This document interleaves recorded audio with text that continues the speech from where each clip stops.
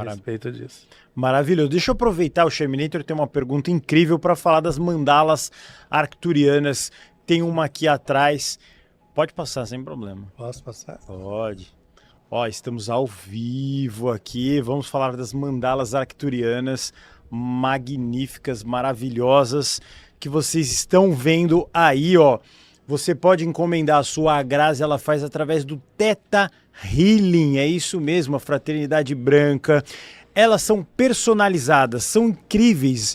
Aqui atrás de mim tem uma sempre, olha só que bonito. Então você entra nesse QR Code ou no link da descrição do vídeo.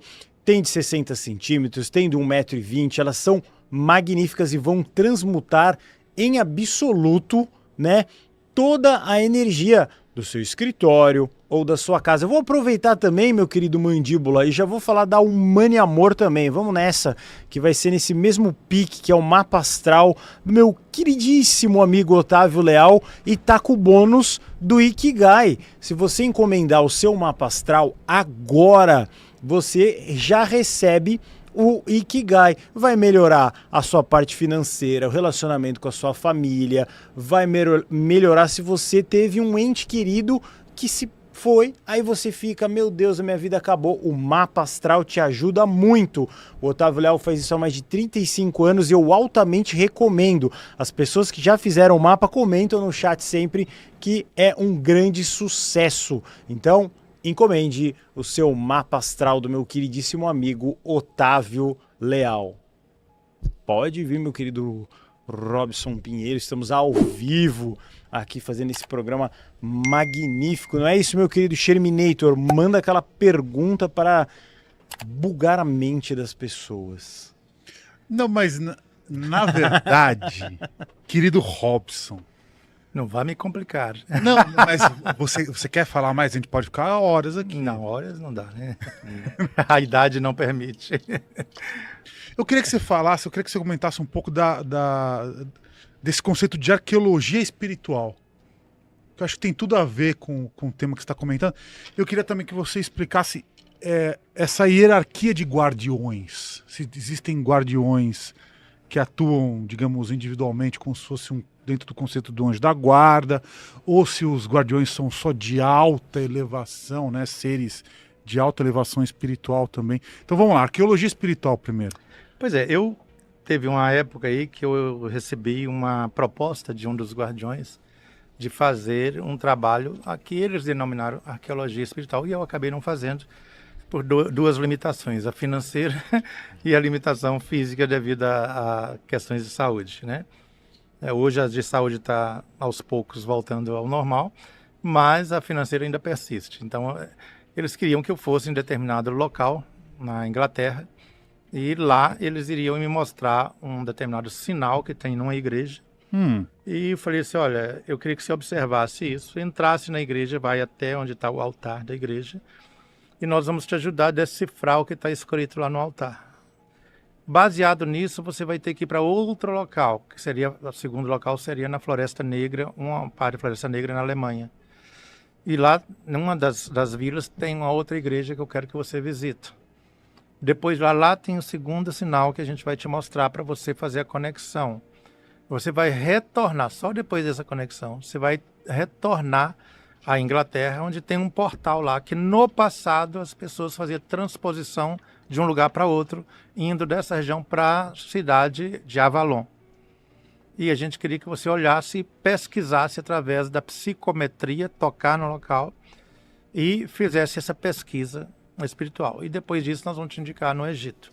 A gente não fez isso, pelos motivos que eu expliquei.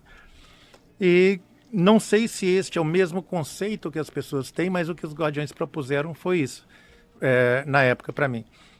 Ao Egito a gente foi, num determinado período, exclusivamente ao Egito, mas exclusivamente não, nós passávamos primeiro em Londres para ir no Museu Metropolitano de Londres. E lá a gente iria ver algumas peças que tinham sido trazidas do Egito.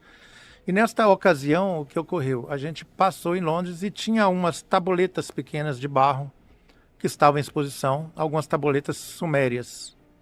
E o espírito de Akhenaton se aproximou e falou assim, você sabe o que está escrito aí? Eu falei assim, claro que não. Nem inglês eu leio, não sei falar inglês nem nada, quanto mais no Sumério antigo.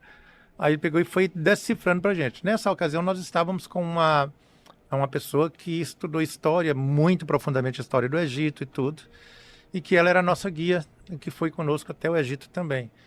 E aí o Akhenaton ia falando comigo e eu falava com ela a respeito. Ela falou assim, nossa, Robson, isso aqui a gente não sabia, a gente conhece outra parte da história. Eu falei assim, não, então a minha posição questiona sempre o que o Espírito está falando. Mas o que ele está dizendo é isso, isso, isso, isso. Quando chegamos no Egito, fomos para o templo de Karnak. E ao tocar o templo, uma das pilastras do templo de Karnak, aí eu não sabia que naquele momento ele ia fazer despertar essa habilidade da psicometria. Eu comecei a ver vários sacerdotes passando, tudo vestidos de acordo com a época. Eu tirei a mão rapidamente. Visitamos vários lugares. Quando foi à noite, nós ficamos 13 noites consecutivas dormindo dentro de um navio no Nilo. Quando dava a noite, então, a gente se reunia na última parte do navio, no último andar do navio, e aí o Akhenaton manifestava e ia explicando para a gente os lugares que nós visitamos e o que ocorria ali, quais os rituais, como que eram feitos e tudo isso. Então, ele contribuiu muito conosco naquilo que, naquela época, eles chamavam de arqueologia espiritual. Hoje existem várias coisas que são consideradas arqueologia espiritual. Para nós, naquela época, isso era o que representou a arqueologia espiritual. Até hoje a gente tem várias coisas gravadas que eles, enquanto estava falando, ele psicografava no computador, no laptop, e falando para o pessoal, tudo rodeado em torno de nós. Assim. O Akhenaton. O Akhenaton. E aí o Marcos, que viajou comigo, fazia as perguntas para ele falou assim, vocês foram lá em tal lugar, o Robson não foi, mas aquilo que você visitou era isso, assim, assim, assim. Aí mostrava, quando a gente foi, antes de inaugurar o museu do Cairo, tinha muita peça num museu lá que já estava sendo preparado tudo, encaixotado para colocar assim, no Museu do Cairo, que foi inaugurado até recentemente. Demorou muito mais do que eles imaginaram, porque gastou bilhões para construir aquilo. E lá aí a gente vê algumas estatuetas lá. E aí ele pegou e falou assim, olha, acredita-se aqui no Egito hoje que isso foi devido a essa situação. Mas não era isto que ocorreu no passado. Isso é a interpretação que hoje os arqueólogos dão a isto.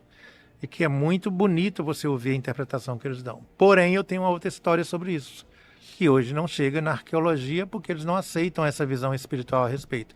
E contava pra gente, o Marcos foi gravando, tanto no celular, quanto anotando coisas, porque foi muito rico. Aí chegou um momento, quando a gente saiu, a guia de turismo, ela até vem aqui em São Paulo com alguma frequência atualmente, ela falou assim, Robson, eu queria que você voltasse de novo, porque eu, como sou estudante de história, há muitos anos estudando a história do Egito, eu estou encantada porque coisas que a gente não tem explicação foram explicadas pelo Espírito. Ele falou assim, estou falando Espírito porque vocês falaram, mas eu não acredito em Espírito, mas eu sei que alguma coisa tinha ali que não era... Ela falou que não era humano na época, que não era humano que estava falando com a gente, porque só alguma coisa não humana que ela queria dizer assim, não encarnado, né, mas espiritual, que poderia falar o que ele falou, que é algo que a gente não tem explicação dentro da nossa teoria a respeito de história. Então, tivemos uma vivência muito pequena a respeito disso, de arqueologia espiritual. Agora, hoje existem conceitos diferentes. Para nós seria aquela pesquisa feita através da psicometria. É uma habilidade que alguns médios desenvolvem de tocar no ambiente e ali ele tem a memória espiritual de quem construiu aquilo, de quem tocou naquele espaço, de quem que manipulou aquilo. Até então, não fazia parte, como não faz hoje, de uma habilidade que eu utilizo, porque eu nem sabia que eu tinha essa habilidade. Até então ocorreu uma única vez isso, dentro de um museu no Rio de Janeiro, que eu estava junto com o médium Lívio Rocha, lá do Rio de Janeiro, ele me levou dentro de um museu, e sem querer eu toquei numa peça lá do museu, que estava exposta, uma peça de madeira, e aí nesse momento abriu a minha visão, imediatamente parece que eu fui transportado para um salão de festa do século XVIII ou XIX. Eu tirei a mão rapidamente, que eu assustei, e nunca mais ocorreu isso até essa situação no Egito. E depois disso, também não ocorreu mais. Então eu não sei, eu mesmo acionar esta habilidade, eu não sei como. Foi acionado por eles, né? Agora, lógico, tem outros paranormais, outros médiums que fazem e que realizam essa arqueologia espiritual baseada em outros instrumentos, em outras evidências. Eu não conheço. Então, falar a respeito do que eu não vivi, eu não tenho, me sinto incapaz disso, né? Bom, quanto aos guardiões, eu costumo dizer que a hierarquia que existe é só para que nós encarnados possamos entender essa realidade. Não é uma hierarquia no sentido que ocorre aqui na Terra. Você tem o general, o capitão, seja lá o que for. Não. Existem aqueles que são mais responsáveis no âmbito planetário. Então, nós temos os guardiões planetários, responsáveis por tudo que envolve o processo evolutivo e de despertar espiritual daquele planeta, que geralmente não são espíritos que manifestam em médiums, que manifestam em reuniões mediúnicas, nada disso, porque não é o foco deles, né?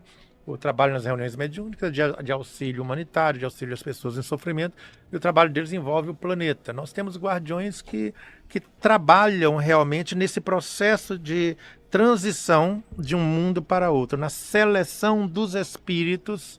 E dentre esses guardiões, pelo que eu tenho de informação, que não é muita coisa, o espírito Jamar e o espírito Vatab e Anton são desses guardiões que auxiliam nesse processo transitório entre um mundo e outro, tirando pessoas desse planeta no momento de renovação espiritual e canalizando para outros mundos, né? Atualmente eles dizem que eles estão fazendo uma seleção que levam esses espíritos, após os desencarnes em massa que ocorrem na Terra, para a psicosfera da Lua, mais precisamente no lado oculto da Lua. E que ali eles reúnem na psicosfera da Lua, e ali é feita a seleção para qual planeta, para qual mundo que esses espíritos serão levados oportunamente. Então ali é o grande lugar. Tanto que eles falam que a Lua era o lugar que até recentemente eles tinham a base principal deles, o QG dos Guardiões Superiores. E que isso foi retirado da Lua para outro local, justamente porque eles precisavam usar todo o ambiente, a atmosfera, não, a psicosfera da Lua, não iria comportar se eles permanecessem ali. E a presença em massa desses espíritos iriam ativar algumas coisas dos mecanismos da tecnologia extrafísica que eles possuem, interferindo de maneira negativa. Então eles tiraram de lá, porque agora, segundo eles, vai aumentar muito esse número de espíritos ali naquela região. Então nós temos os espíritos, os guardiões superiores, mas não significa aqueles espíritos iluminados, assim, inacessíveis, não. São seres humanos, ou desse planeta ou de outro, que chegaram a um momento de compromisso tal, de comprometimento tal, com o ideal divino de justiça e de misericórdia, que receberam essa oportunidade de trabalhar na Terra, né? Lógico, tem uma infinidade de espíritos. E temos aqueles guardiões pessoais, que são aqueles espíritos que, de uma maneira ou outra, nós os confundimos como anjos de guarda no dia a dia, mas que podem ser, nem sempre são, parentes nossos de outras vidas, que foram determinados para ficar, para nos alertar, para evitar quedas maiores, até para trazer problemas para a nossa vida, que esses problemas, às vezes, são cercas que impedem a gente de quedas muito grandes, né? Se esse conteúdo fez sentido para você, deixe seu like e se inscreva no canal para continuar acompanhando. Que a luz e a paz estejam com você. Até o próximo vídeo.